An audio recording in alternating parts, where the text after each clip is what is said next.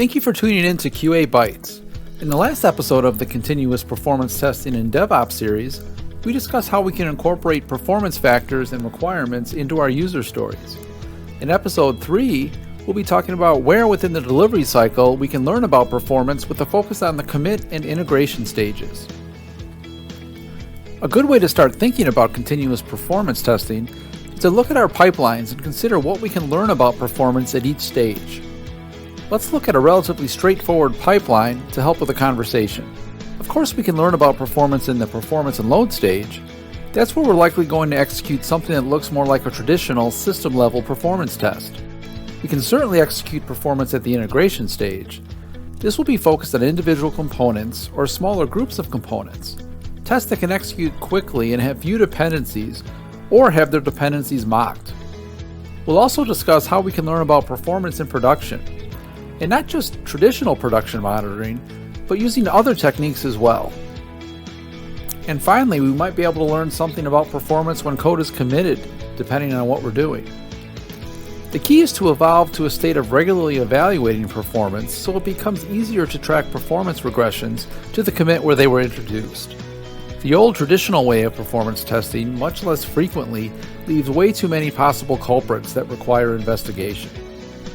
Over the next few minutes, we'll take a look at the commit and integration stages in a bit more detail. Let's start at the beginning of the pipeline and see what we can learn about performance at the commit stage.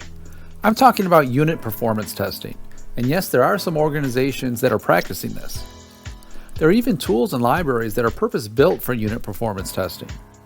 Statistics published by researchers out of Charles University in Prague show that the JMH framework, which is part of OpenJDK, is the most popular. But popular is a relative term here. Only about 3% of GitHub projects examined by the researchers had some form of performant unit testing. Now, not every method in every class warrants performance testing. However, there is definitely benefit to testing performance at the unit level where appropriate. And these should be true unit tests, where you've mocked the dependencies and you're just running them with multiple threads or multiple iterations. A key thing to remember is that reporting timings from unit performance testing are not very valuable in isolation.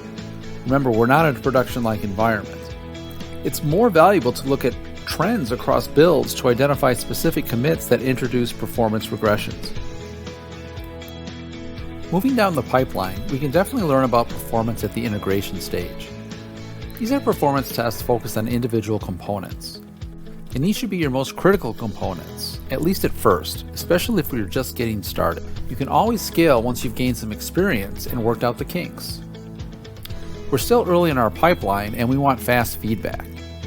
So these are tests that include individual calls that are executed by a small number of concurrent users over a small number of iterations. We're not looking to execute a real-world system-level test at this point. And we want to limit the complexity of our test setup, so we'll want to mock any dependencies that the component might have. We should also think about measuring not just response times, but also system-level metrics by extending our APM tooling into the delivery cycle. It's important to understand that we're not looking for absolute results here. As we just discussed, we're not putting a real-life load profile on the system. And of course, our environment likely isn't anything like production. So we'll want to look for trends across builds. Remember, we're not trying to answer questions about how the system will perform in production at this stage. Rather, we're trying to get feedback about the performance of a component, so if we see something we don't like, we can start addressing it as soon as possible. Thank you for watching this episode of QA Bytes. Tune into the next episode where we'll talk about performance testing practices further downstream in our pipeline, including the UAT stage and production.